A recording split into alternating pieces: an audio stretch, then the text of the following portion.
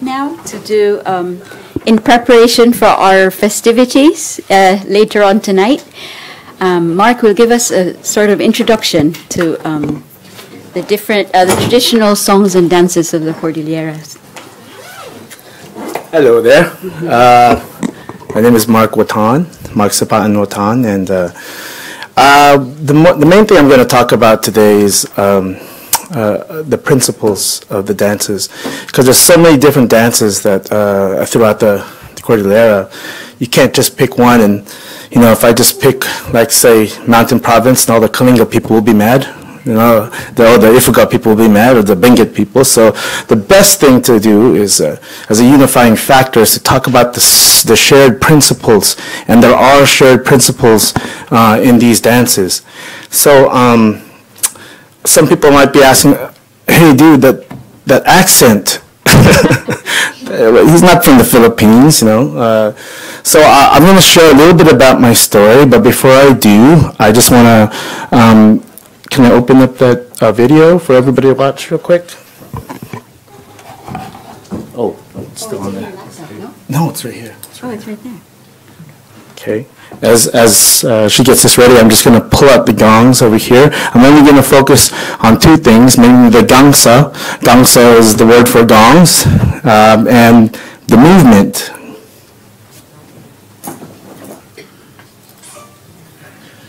All right. I'm going to... Because I'm not, okay, just for the academics to know, I am not coming from an academic perspective. I'm coming from my personal experience perspective. So I'm going to try and get you guys involved as much as I can. And the first thing that we're going to do and what I'm going to ask, maybe we can turn the lights down a little bit or something. These red lights are hot, But what I'm going to ask is, I'm just going to show a real quick video. And I just want you to observe it, okay? And while you're observing it, just clear your minds, and I want you to just breathe, okay? Yeah.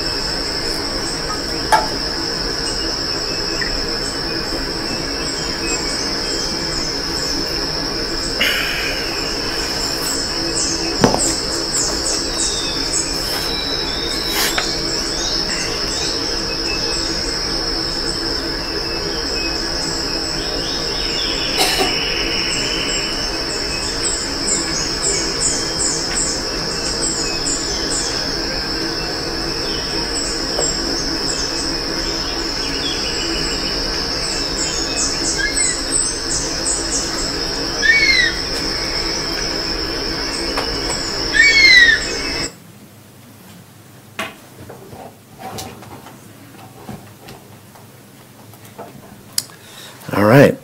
That's the end of my presentation. Thank you. No. Okay, just kidding. So there's a reason for this, and you'll see why as I move on. First of all, coming back to where I'm from the United States, obviously, and I'm from San Francisco. And a little bit about my background, I'm a second-generation Igorot Filipino-American. And some people ask, how did I learn, or how do I know anything about the culture being from the States? And obviously, I was in the country of the colonizer, so I recognize that.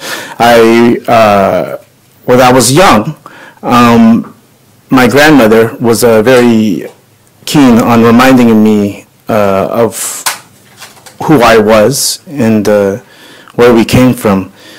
And she'd always remind me that we were from the mountains. And when you're about like 6 years old, you don't really understand that perspective.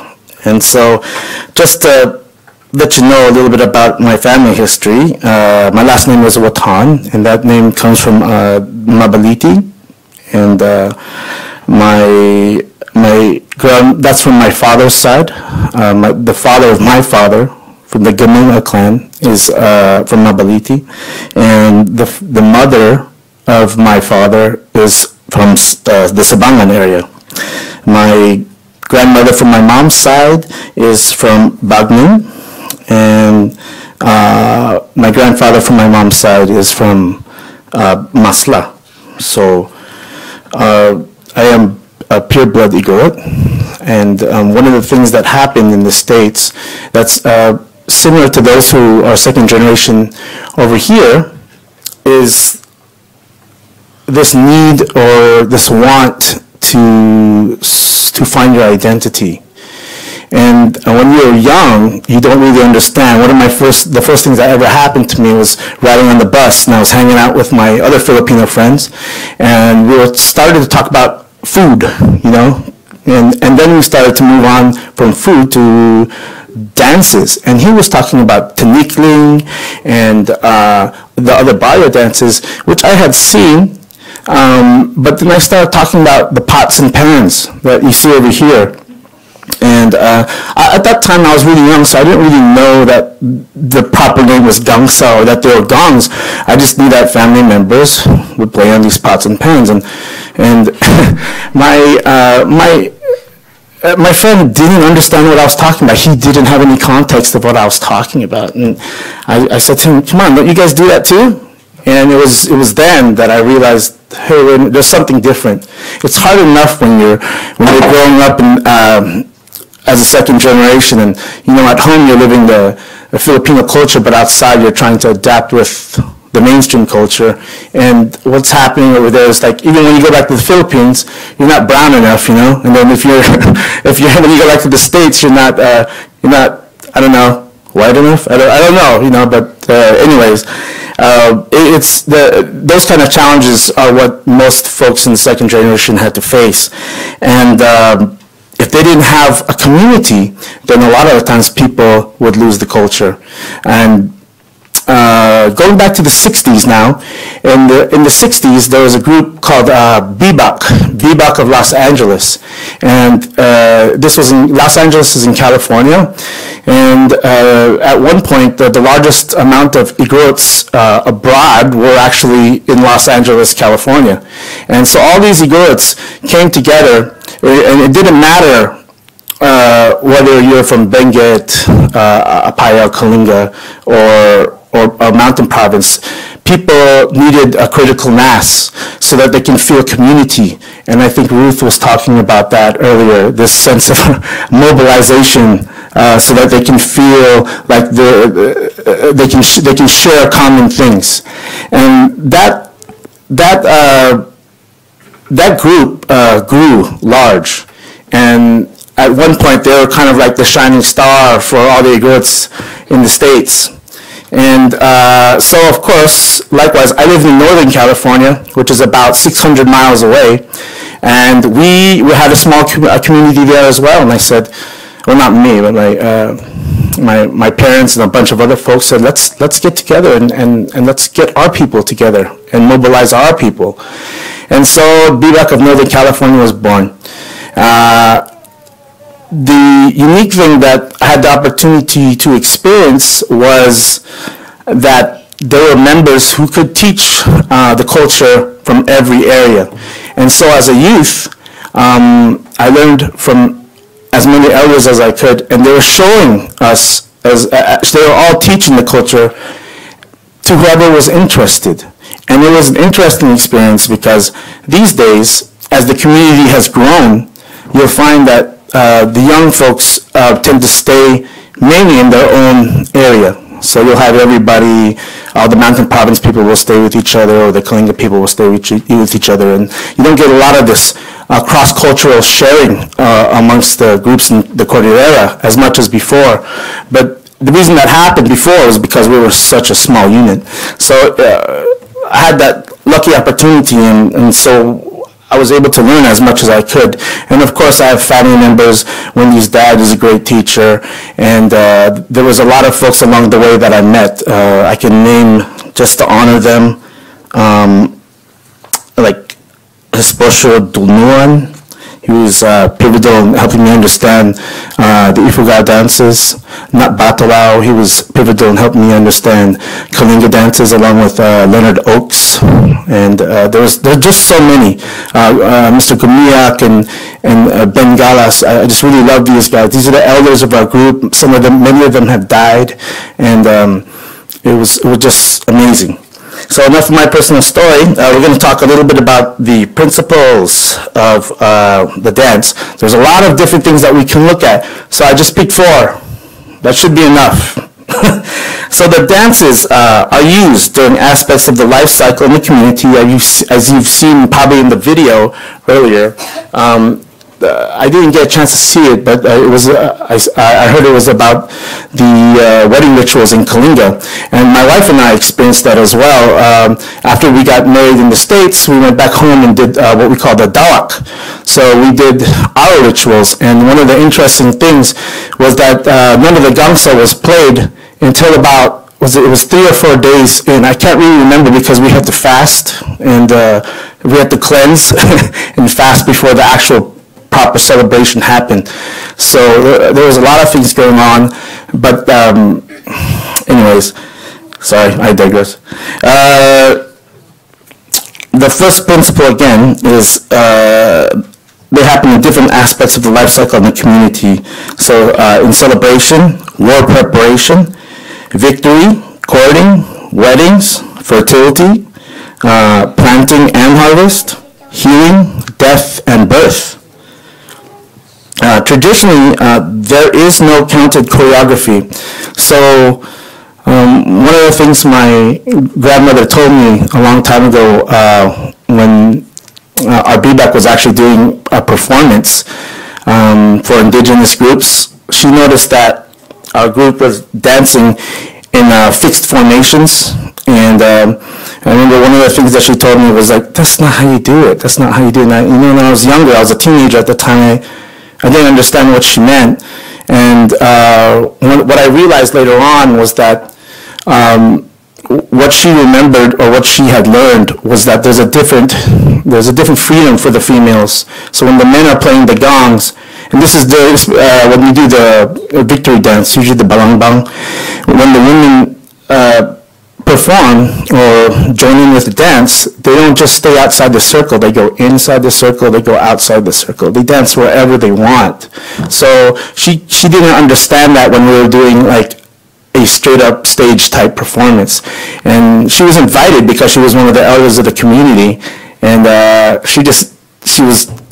it laid a question in my mind that made me want to search for more, to find out like, if this is not it, what is it? So I had a lot of questions to ask people, and it's challenging because not one person has the answer in the culture.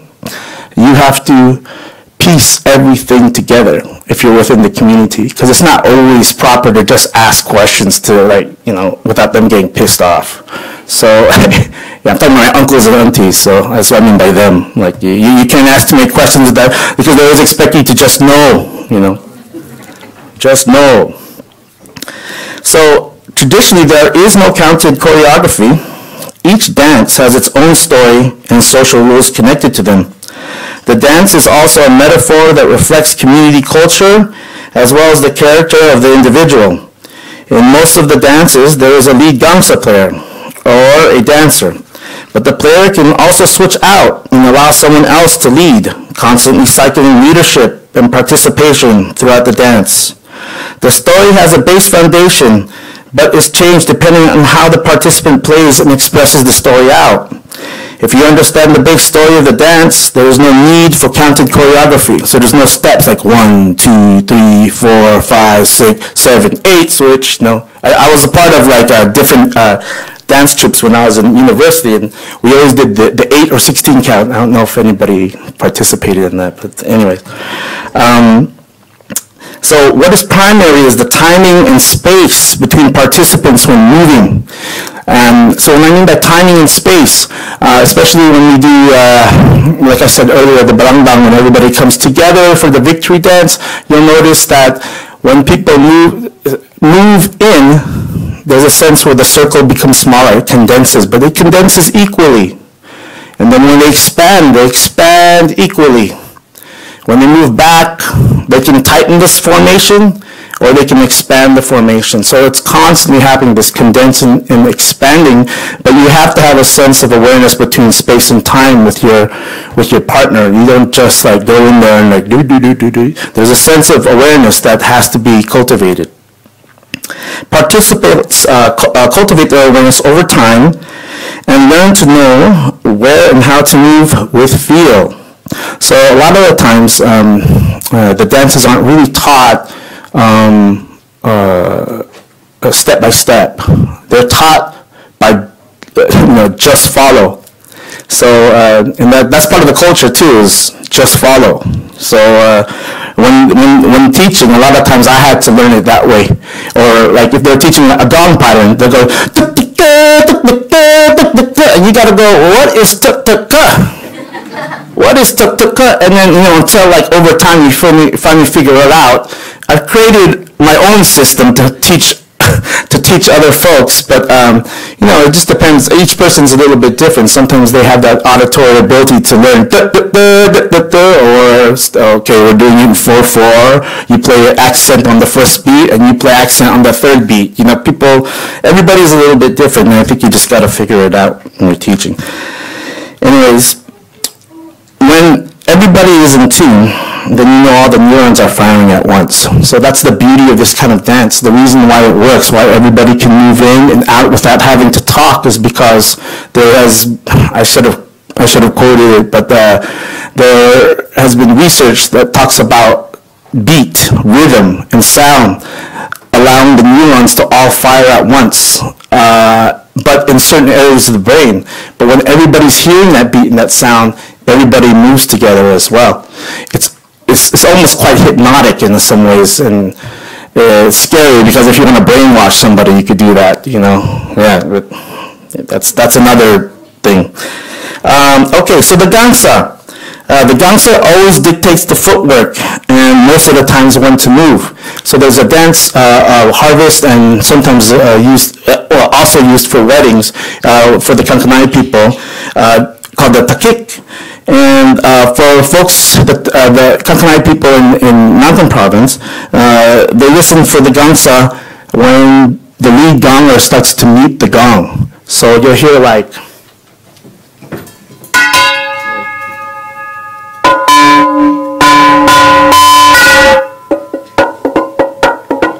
So when you hear that sound, that's the cue to move forward to your partner. Otherwise, the dancer will just keep on dancing around. So the female will be the central access point while the men dance around her. And if the guy doesn't hear that, he shouldn't really move forward. So there are certain rules in the dance. Well, I was talking to Mayor Demogan, and I was talking story with him, and he was telling me some of the taboos in the dance. And one of the things in this dance is that the men should never turn their back to the women.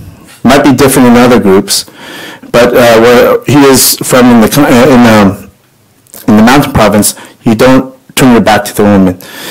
And if you want to insult somebody, when they come up to dance in front of you, and you're the lead gonger, then if you bring the gong down to your feet and play towards your feet, then you're insulting them, saying they're beneath you. So there's certain social rules that, like, if you pay attention to, and if they know them, and someone does that, they're just interesting to pay attention to, because a lot of these dances, people, when they come up, you're always being held accountable to some degree for whatever you do in the community. So even when you come up in front of people and dance, you're also being held accountable. The ifugao, let me pull up a...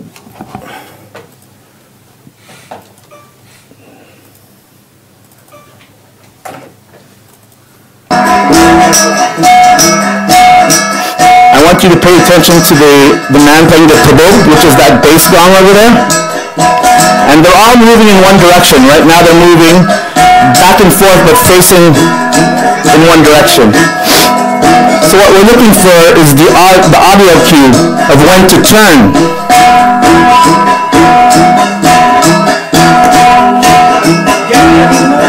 And he's going to accent the gong. There. So that's the first cue. To the payad. Then watch this. Yeah, that's the key to completely turn around. So now they're traveling the other direction. So these kind of cues are important, and that's why you know that the gong is really what's leading. It's not counts and steps.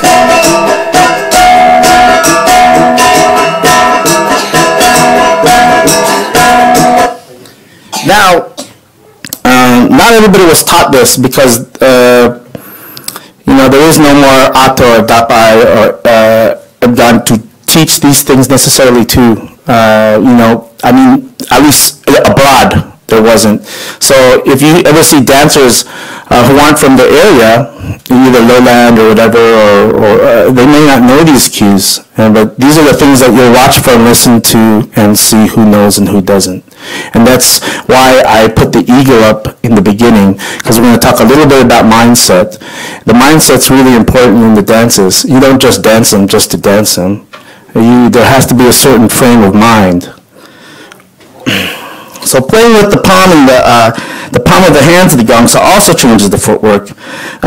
So if you look at the sinuklit of the abra or the salitsid of the kalinga, they play with the palm of the hands, and when you play like that, it actually moves the feet differently, and it's hard for me to explain it until you actually hear it. A lot of times when you hear that, then you shuffle your feet in a different way. While when you play with a stick,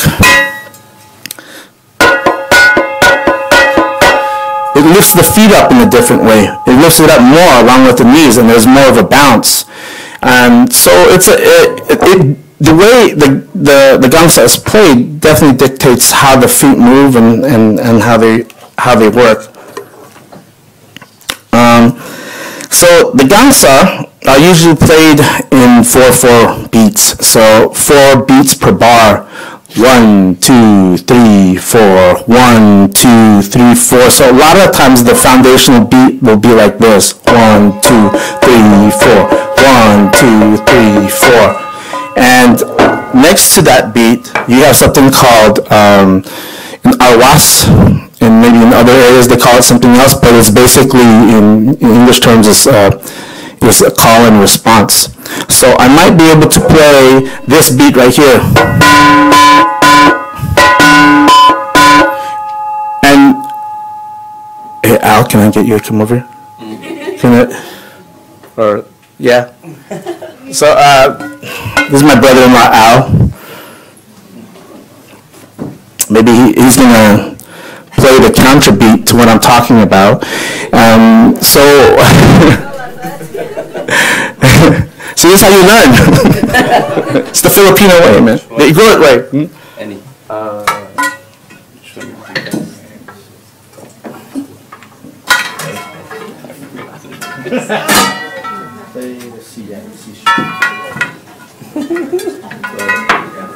If I start,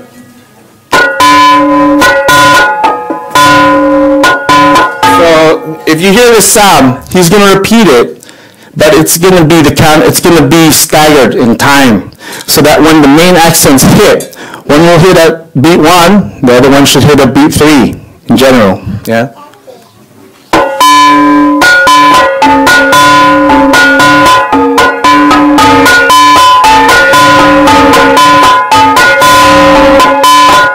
There you go. Thank you, Al. Thank you. Underneath that beat, you'd hear the foundation beat, which would be 1 and 2 and 3 and 4 and 1 and 2 and 3 and 4, like. And next to this beat, there'll also be a counter rhythm. So if I'm playing, somebody will also counter that beat as well. So what you'll have is a lot of overtones. And even if you only have a set of 3 people or 4 people, it'll sound like 10 because the overtones of the music, of the the tone is creating more sounds than you think. So even though you're hearing this, and this is like a D, because I put it on a guitar tuner, so I know it's a D.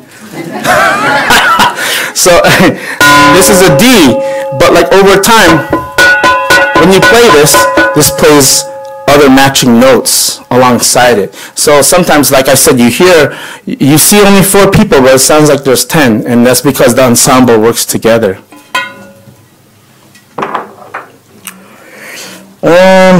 Okay. There can also be, so I told you about 3 gong pairs. I told you about the foundational beat and the arwas, which is the call and response. Like I said, typically those beats would be 1 and 3. Now, there's also, if you don't have that many people to play with, then you have something called a pivot beat. I call it the pivot beat because what it does, it makes the sound circular and bounce back and forth. So this beat would be played on 2 and 4. So now you have all the sounds covered. So it would sound like this.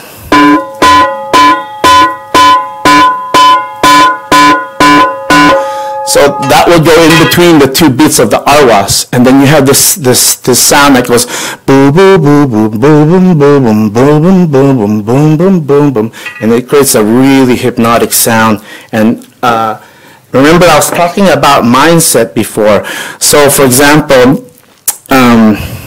if you have these gongs playing and you're doing the dance for war preparation, you have to put people in a certain mindset. You have to get into a certain frame of mind if you're going to go into battle.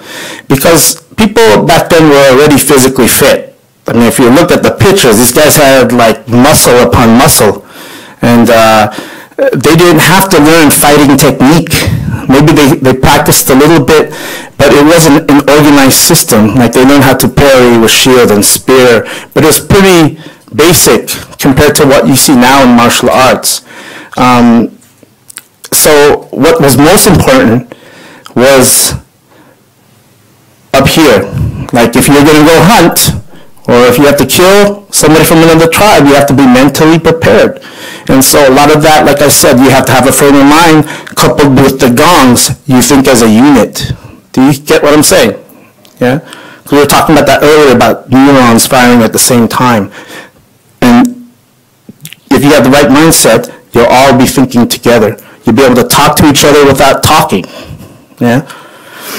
The tones created are usually through 2 ways. It's quite simple. It's either a closed tone, which is a muted sound, like this, and you can still hear overring, right? Overtone. Usually for beginners, they play it really loud, but you wanna control it as much as possible. So even though it's nice to have that extra ring, you wanna control it and make it as clean as possible. Because the gongs that you really want to come out, especially if there's more than 5, is the arwas. So the bum, bum, bum, bum, you want to get that out there. So this is the closed sound, muted. Now this is the open sound, or rung out sound. Now this takes wrist control. In the beginning, when people hit the gong, they're like, you know, and that's dangerous because you can split the gong in half, you know, too much vibration. But so it takes wrist control. A lot of people that come up, especially you guys, say, oh yeah, I can do that. They're just beating the gong 4/4, da da da. They come in there and they have no control because they don't have they don't have any wrist control. So they're not able to properly articulate the gong. And that's the skill and the art that's developed over time. There is a flute sound, and I don't know if it counts as a sound, but when the gongs are being played by the palm, there's a brushing sound that's created. But this brushing sound usually is created to keep time, especially if you need to add a little bit of space on time in the time next to the beat that's coming afterwards. So movement.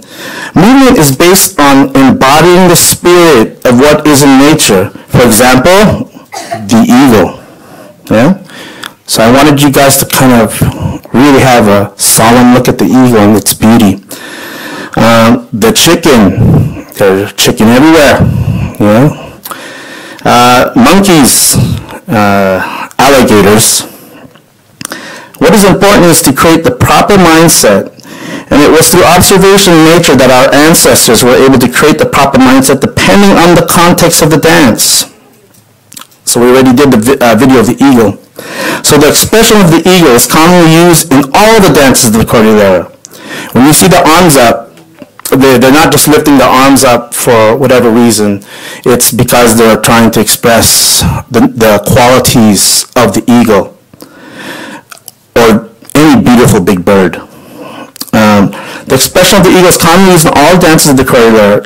For example, the Taya dance, which means to fly, is used in almost all functions dealing with celebration and preparation, not usually with death. It is quite amazing and easy to be in awe of any big bird in flight, and it makes sense that while our ancestors wanted to embody their spirit, these big birds represent freedom, strength, resilience, and they are amazing hunters. If you ever go on YouTube, watch the eagle that tries to get the goat. It's amazing. Try it. Sorry, YouTube. The chicken. I just want you guys to have a quick look at this video. It's made by Discovery Channel, okay?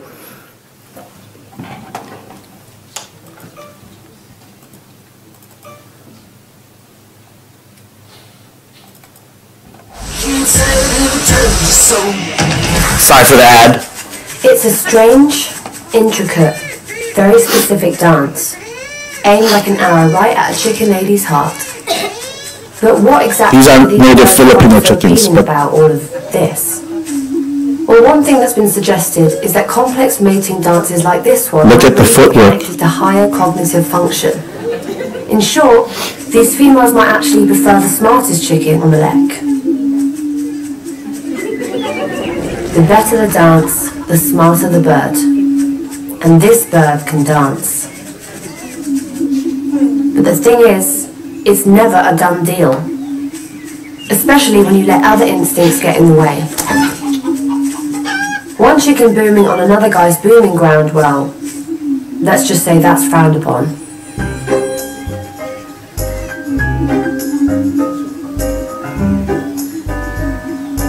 The problem is, these boys can get so caught up in macho posturing, showing each other who's boss, that our ladybirds actually start losing interest in them.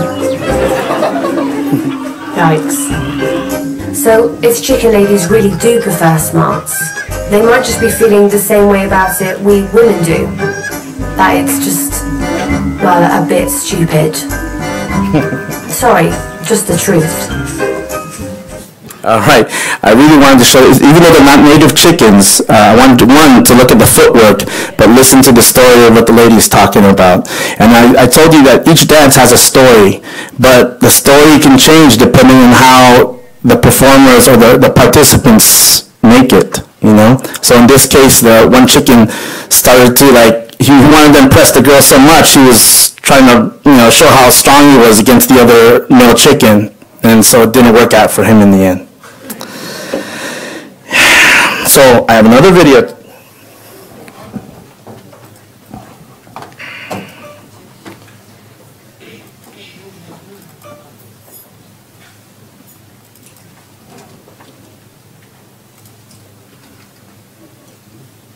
Okay. I don't know why the sound's not working, but I want you to pay attention to the feet. Look familiar?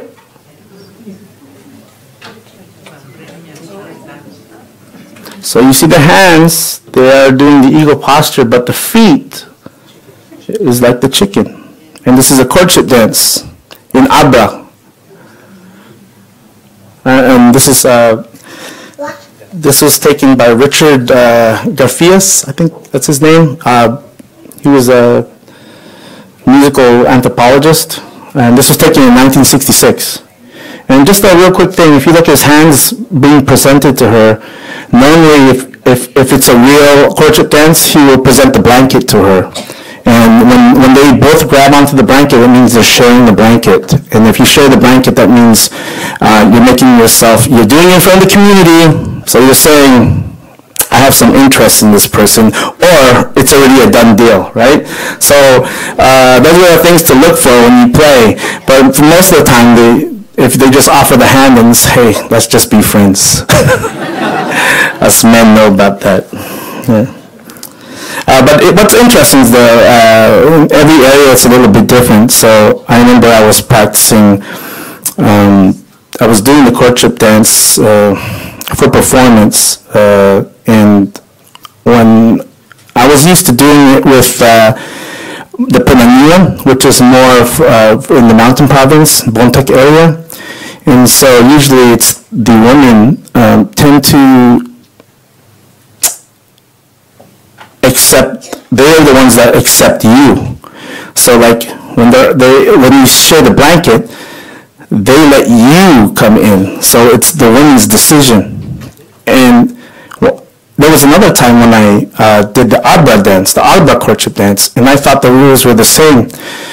And I remember, because this dance is quite tiring, you notice that they only did it for a minute and a half. Was it a minute or maybe less than? And I remember when I did it with one of the women from Abra, I kept on going around and around her, and when I would approach her, she just kept on turning around, and I was like, what is going on here, man? I am getting tired. This is like 15 minutes. This is not good, you know? And I was thinking, man, what's going on? And in the end, I just had to chase her, grab her, and I just wrapped her with a blanket. And that's what happened. And later on, when I talked to her, she said to me, how come you didn't do that earlier? That's what you're supposed to do. So every area has their different story, right?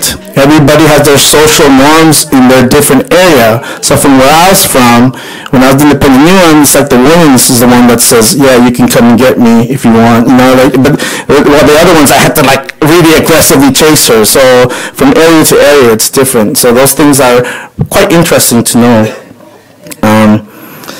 All right, so with the chicken, we move on to whole body movement. Now, whole body movement very depends on what quality you want to express. These qualities can be seen as almost, I'm going to use a Chinese term, yin and yang, or masculine or feminine. But pay attention to this, but they don't necessarily relate with gender, not all the time. But the expression is about the qualities they want to embody or feel is their character. These roles are not set, although it is common to see men and women lean towards their certain social norms. But, for example, here in the UK, where there tends to be more females in the Igorot community, many times the women will express both roles and dance both roles, gangsa and dancer. So, it always changes. The dance is more about expressing certain qualities. It doesn't necessarily mean that, because I'm a man, I always have to express the, aggressive side or whatever. Or, the man can also show a sensitive side. And it just means that you're more balanced in that sense. Let's see, let's move on. Arms and hands. So when the arms are spread out, they usually symbolize the wings of the big bird, the eagles. Now pointing up usually means praise. So when the hands are up like this, praise and thanksgiving. When they're pointing down, they usually mean reverence to the earth or your ancestors. So you'll see this a lot, up, down, sideways, and maybe some people even who are participating now don't know it, but now you do. So it's important that that you recognize those things. So in Ifugao, when the hand is behind the back, so you'll see a lot of the dancers, they'll go like this, one hand's forward and one hand's in the back behind this way, or on the side. Usually that is a symbol for the weapon hand. So the weapon here is hidden, and your front hand is inviting your enemy forward. Or you have the weapon right here, and come, let's fight, right? So those are the little hand symbols. that you'll see in the Benjin dance. They have 8 different hand symbols and different postures, and they all express different things. I can show maybe 1 or 2 just because of time.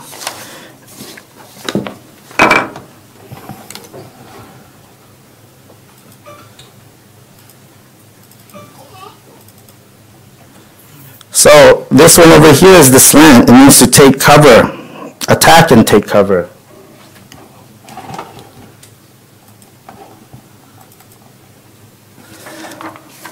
Salawasal. This is to announce the world we are the bravest, victorious, and victorious warriors. One more. Let's see. Let's do this one. This one, you can kind of tell what it means. Pinadjusan, did I pronounce that right to the Benguet folks over there? That means alignment, and it means it's about, this symbol is about carrying the spoils from battle back home. So there's 8 different postures that you'll see. I don't know if we're doing it today, but when they call it out, those are the kind of things you want to think about. If you want to learn more about what the symbols mean, you can ask Grace or Archie. They could tell you. They're laughing now, but they can tell you.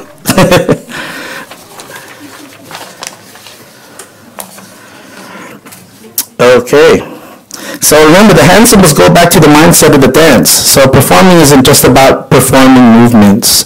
The way you move your hands, whether it be down or up, all have a sense of meaning. So if you're new and you're not Igorot, but you still want to participate, those are the things that you can think about when you join in.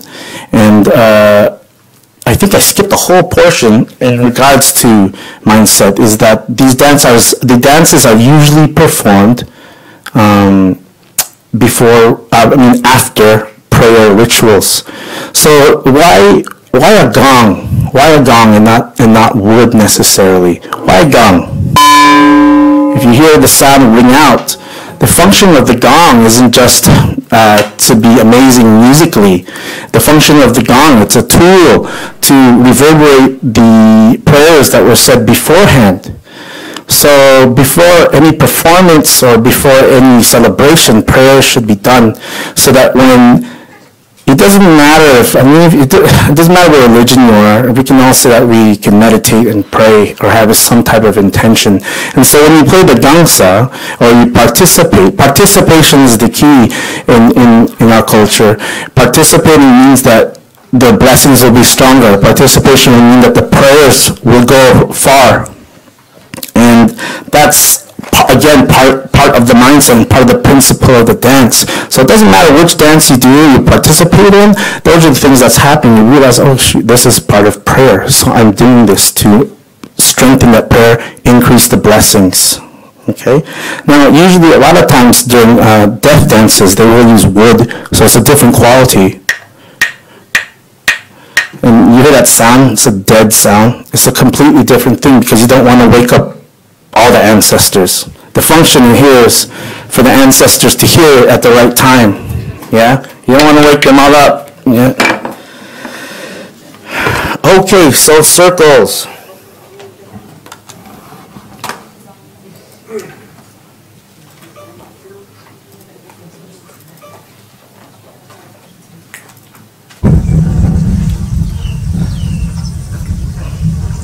So you can see here, these aren't eagles, but it was just one of the only videos I could find with a lot of birds circling each other. So you can look at the mindset of our ancestors and see what they were thinking during the time before many of the birds went extinct. But during that time when they were observing nature, and they're going, wow, that is beautiful. Look at that nature. Look at the birds. And if you look at many of the dances, a lot of the dances have circling in them. And so a lot of the circling has to do with what you just saw there. That's what they're trying to embody. Yeah? As mentioned earlier, the dances are not only a story, but a metaphor that reflects the culture. In the dance, everyone takes turns as participant and leader. Traditionally, dances are done in circular patterns. In this modern time, people have added different formations to enhance the visual of the dance, particularly for non-Igorots. Nothing wrong with that, but it is what it is.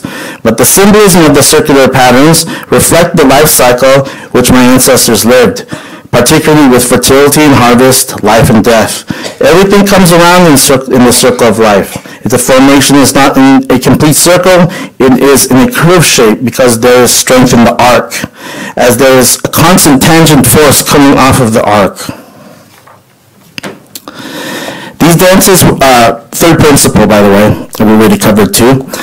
Third principle, these dances were not necessarily meant for other people's entertainment. Sorry. But again, they were used as a tool to accentuate and strengthen prayer during rituals beforehand. The most important part is not just the movement to portray the story, but the mindset when participating.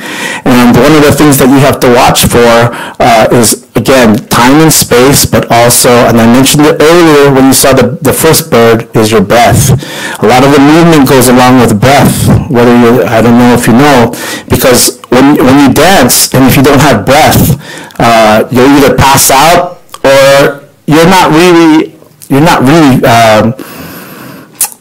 feeling the full, I don't know how to explain it, but you're not feeling the full godliness of the dance if you're not paying attention to your breath when you're breathing.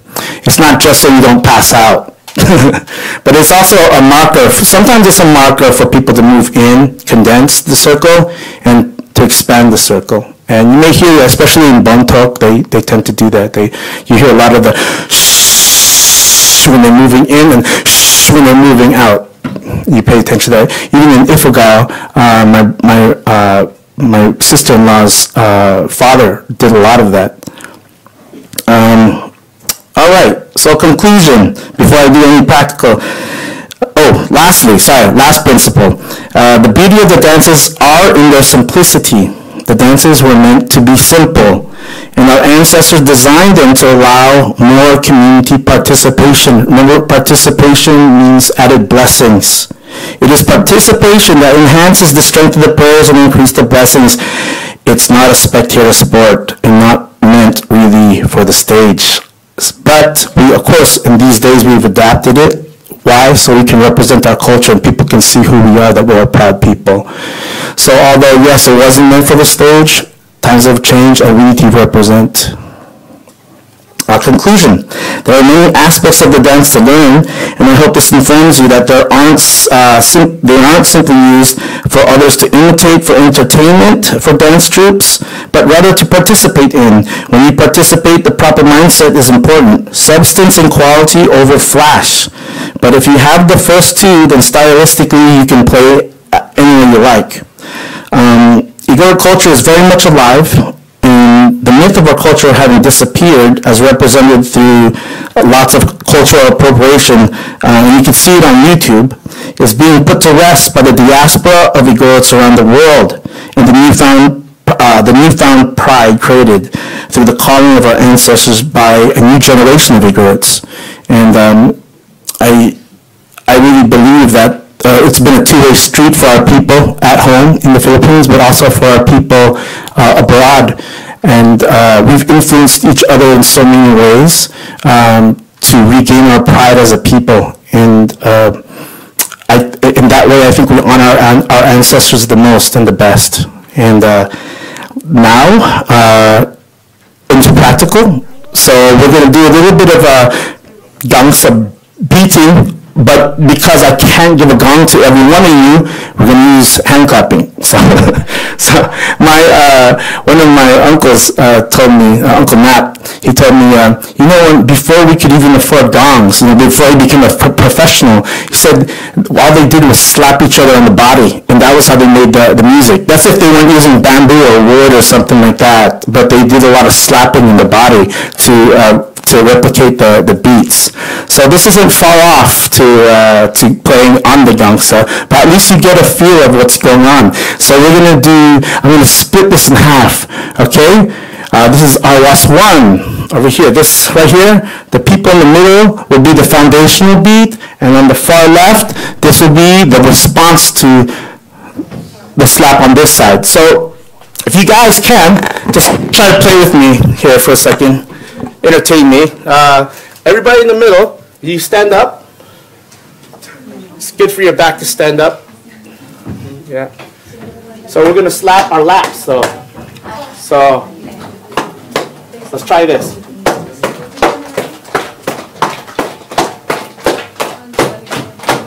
Yeah. Okay, keep it going, keep it going. Okay, now with your hands on this side, what we're going to do is clap. So it's going to be, yeah. Don't speed up or slow down. You got to keep it going. So on this side, we need another tone that responds to the gong over here. So let's slap our chests, yeah?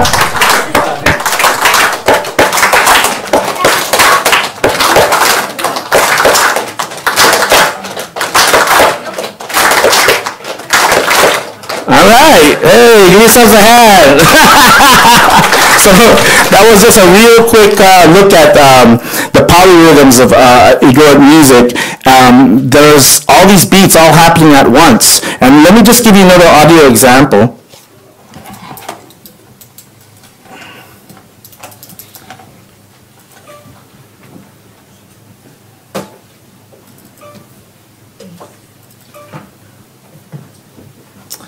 Okay, I'll give you the patung. It's more for the audio than it is the video, okay? But just have a listen, hopefully. You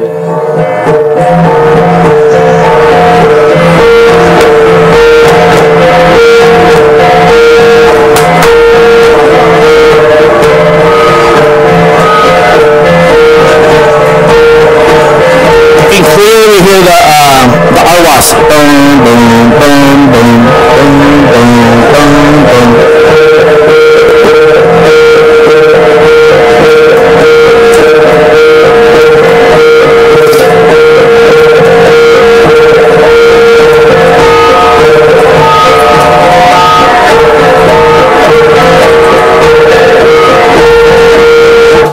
Yeah, if you keep on listening to this, you'll definitely get hypnotized by the sound alone. If you hear those gongs, see right now I have these real small ones because they were actually meant for our children. So, but we use them for usually we use them for the eagle dance, which usually for faster and higher tones. But over there, if you hear their gongs, they were designed and made to carry in volume.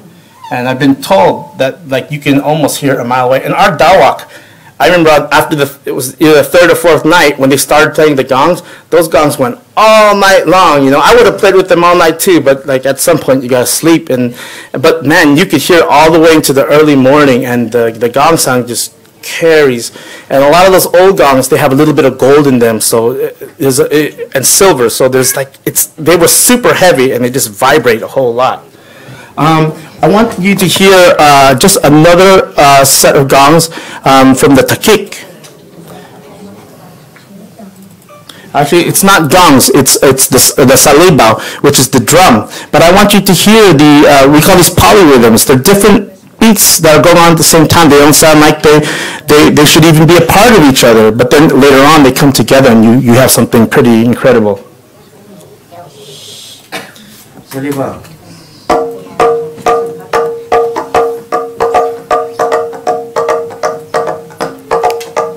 They hear an accent at the end of each stanza.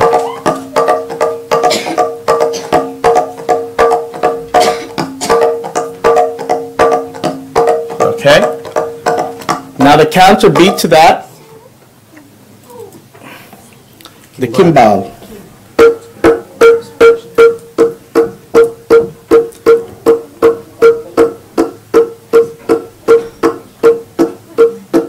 Okay. And now together.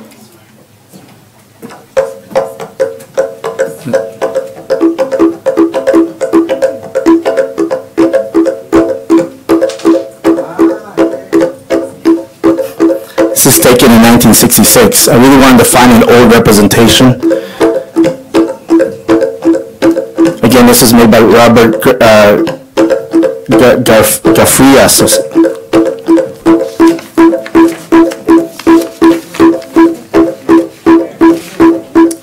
And because I know we don't have a lot of time, I just want you to hear the whole. So this is the whole ensemble, okay? Usually it will be the two drums and three two gongs and one tik tik. They call it tik tik, or what's the other name? Is palas. So this one is from Bukod. So have a listen.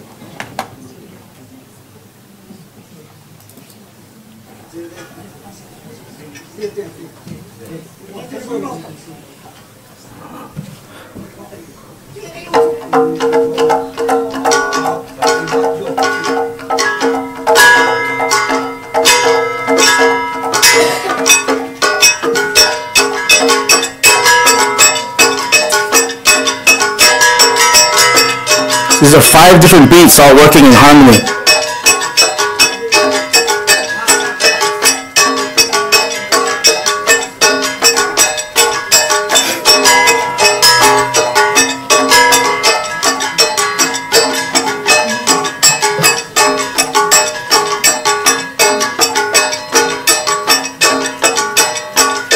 So,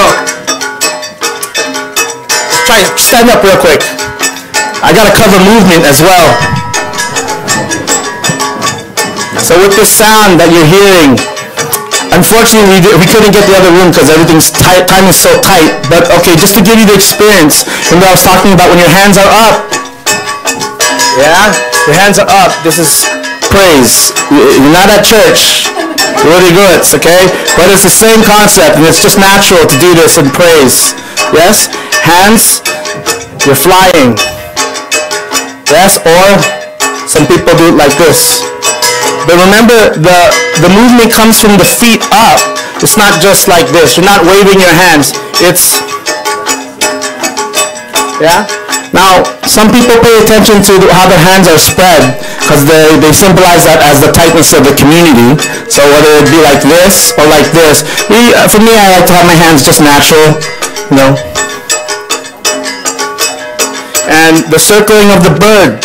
So sometimes you lean forward. You're a bird. You're circling around. Yeah? And you're looking at the valley down below.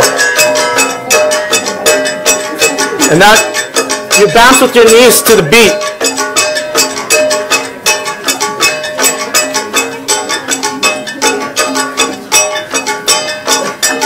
So remember, it comes from the ground up. It doesn't come from the shoulders. Your shoulders will get tired. A lot of these dances are about endurance and doing them for a real long time. So that's why we swing side to side, because we're circling the valley. And if you're circling to attack your enemy, if the context is war, that's what you'd be doing.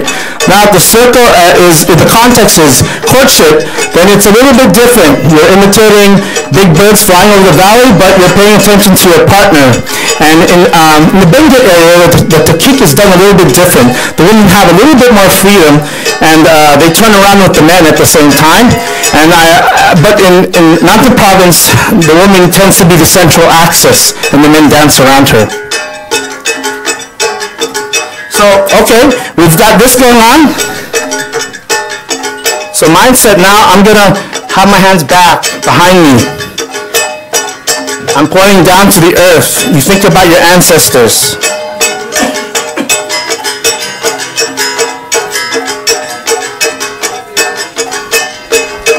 All right, thank you so much. I think that's, yeah.